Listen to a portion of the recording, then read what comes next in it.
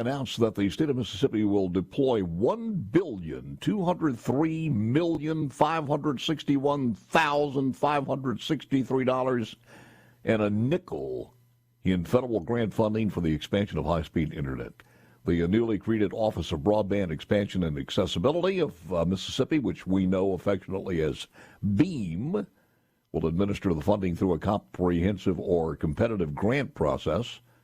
And the person who is leading that is the one and the only Sally Doty, who is on TV with us and also on radio across the span, SuperTalk.tv.com and, of course, or .fm, and, of course, on C-Spar Channel 70. Good morning, Sally. How are you? It's good to have you. Good morning. Can you hear me? I'm good. Excited. Yes, I can. Are you homebound, or I understand you got stranded? I did. I went to D.C. for the announcement. It was a very nice ceremony, a lot of anticipation. And all of the flights today were canceled. All the American flights. I couldn't get on one back to D.C., back to Jackson. So I found another one late today. So fortunately for the taxpayers of Mississippi, my daughter lives in D.C., so I'm staying with her. I got another night with her. How about that? It's good to have Mama with her anyway. So that was everything worked out fine. That's right. Let me ask you this. Is this, because we knew a lot of this was going to happen, is this the official part of exactly what's breaking news out of the story?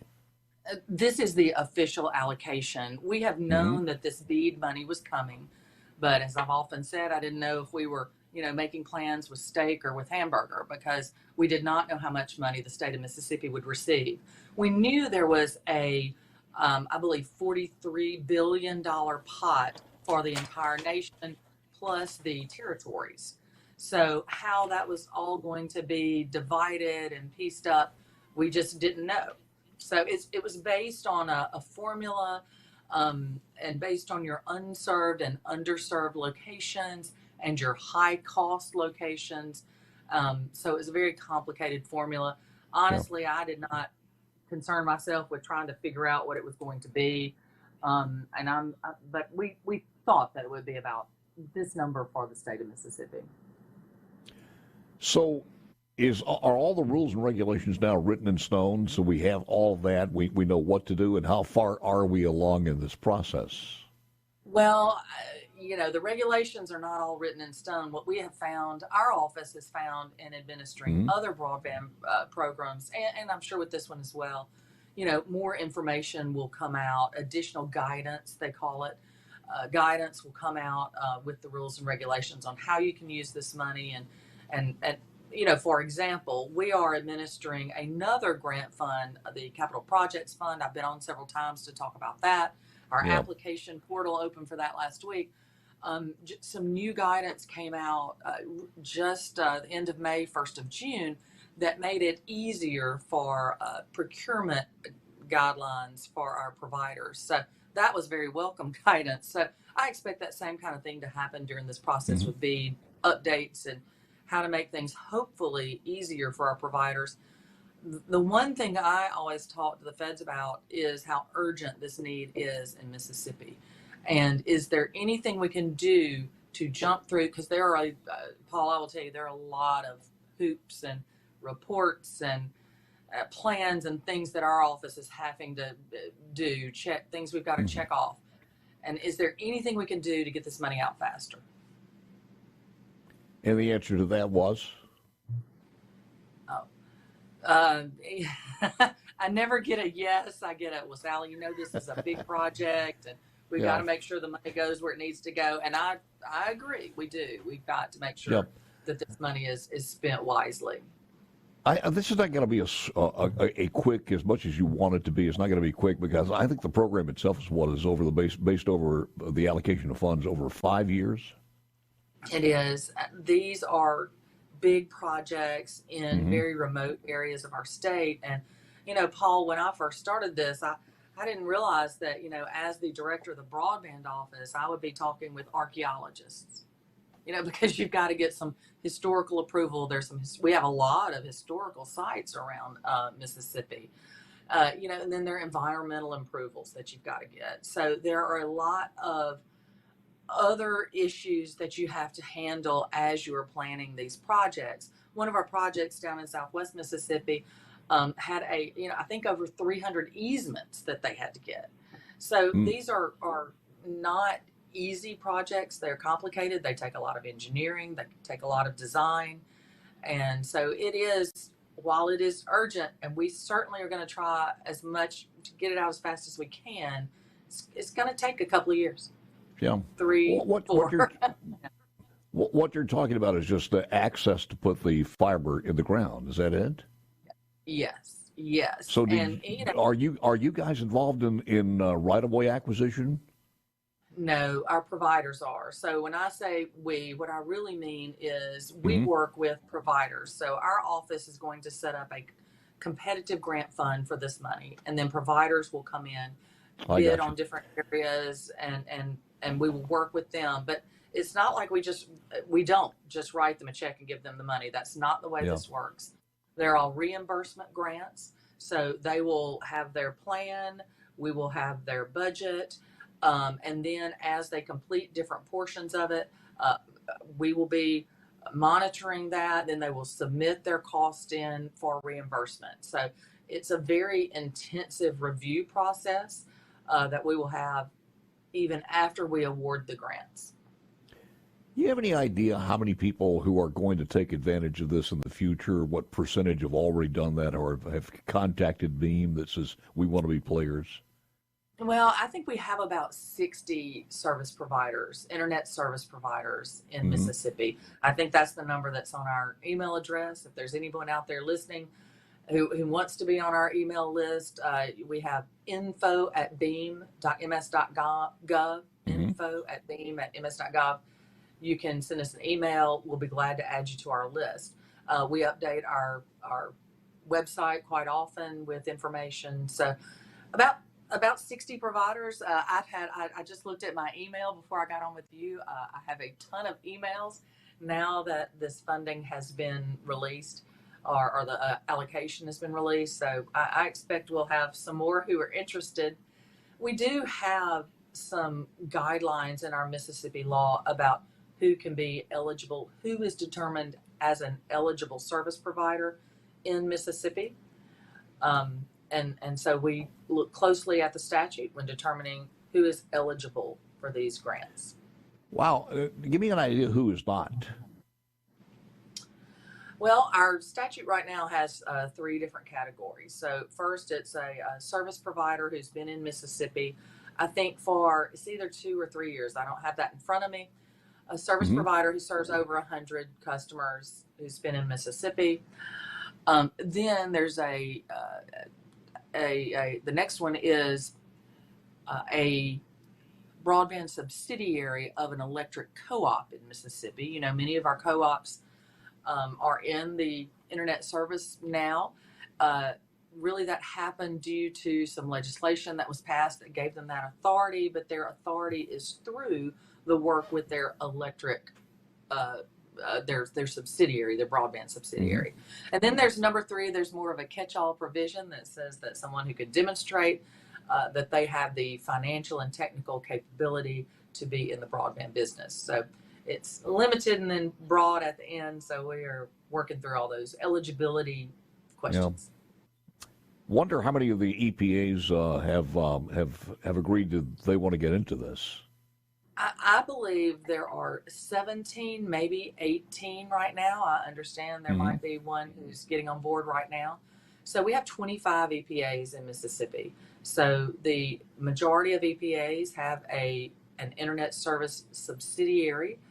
But, I've talked about this a lot and, understand that in some areas of the state, the EPAs are more spread out. They are more geographic territory and less meters, and really the costs that are involved in this build out, it's all about density. Where you have a high density of population, man, it makes financial sense to go in there, private provider, no grant funding, and do it.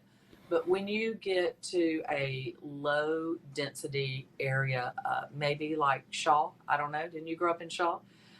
A small area, then it's high cost to build out to that area. And that's what this federal funding is for. I want to ask you, what's the first thing that folks need to do as far as now, since we know exactly where the money is and how much the money is, when we come back with Sally Doty?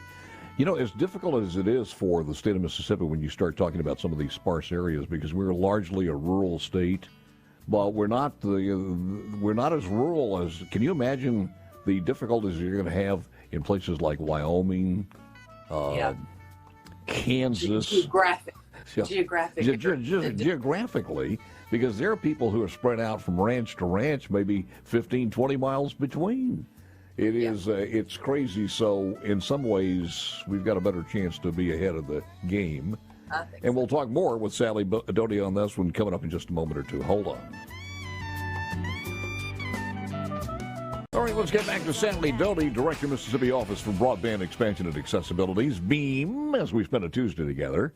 Let's see, BEAM-funded broadband projects will be built over the 5-year period by eligible internet service providers.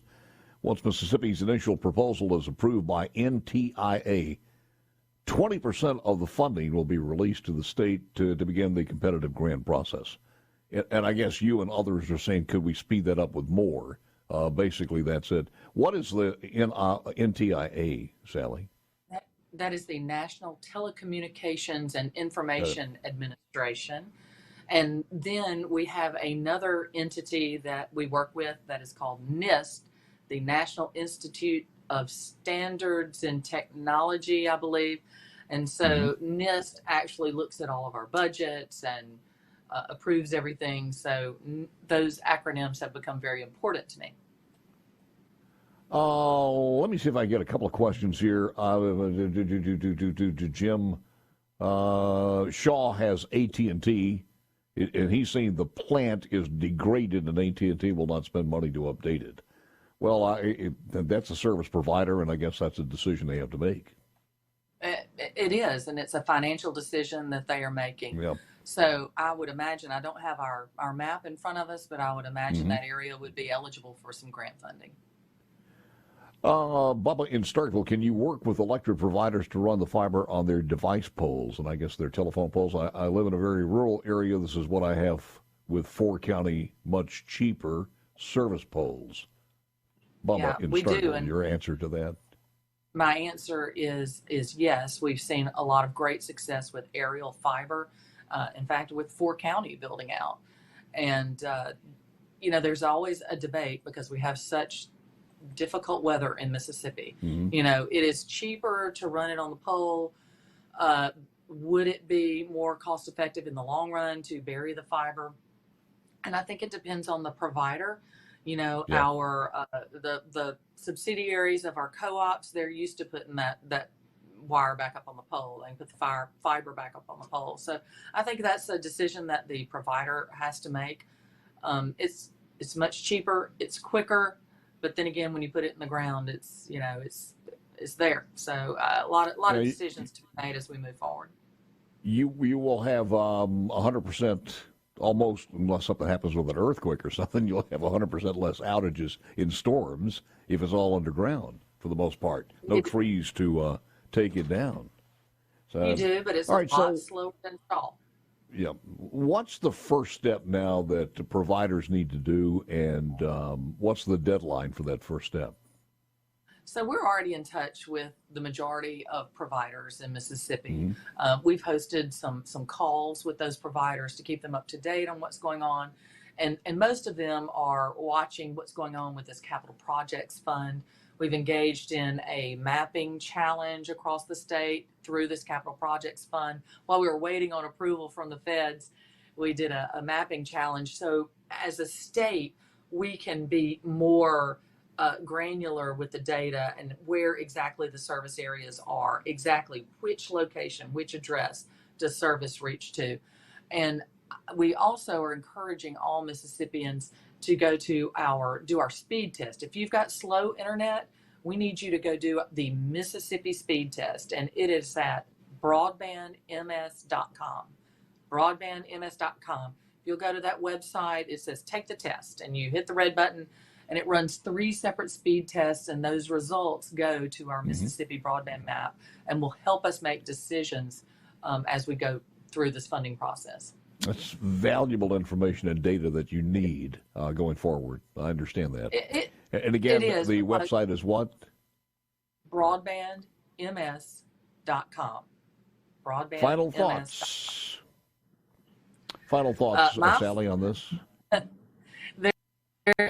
It's such a tremendous opportunity for the state of Mississippi. Our office welcomes comments. We're going to we have to do a 5-year plan. We'll have that out for public comment. If you want to get in touch with us, go to our website. You can we'll put you on our email list. We are open and transparent and are working hard to get this money out for the state of Mississippi because we realize the urgent need that's out there. What would you think as of today, because you've been doing this now for a little while, what would you think the percentage of our state, Mississippi, is that just does not have service, high-speed service? All right, I'll let you do the math for me, but I believe that we have, out of about 1.3 broadband serviceable locations, we have probably about 270 totally unserved locations, 270,000 unserved locations. And then we are not quite sure of our underserved yet. Really that's why that speed test is so important to determine underserved. In other words, you've got some service, maybe enough to just, make you frustrated. So we need to know what those speeds are. But we do believe we've got about 270 totally underserved. Got you. Sally, for more information, go to the website. It's there, BEAM, BEAM, and get her done. I do thank you with all of your travel problems there for getting with us this morning. It was a big day yesterday, so we could finally get this thing underway. Sally Doty, thank you, ma'am. Appreciate it very, very much. Director, Mississippi Office of Broadband Expansion.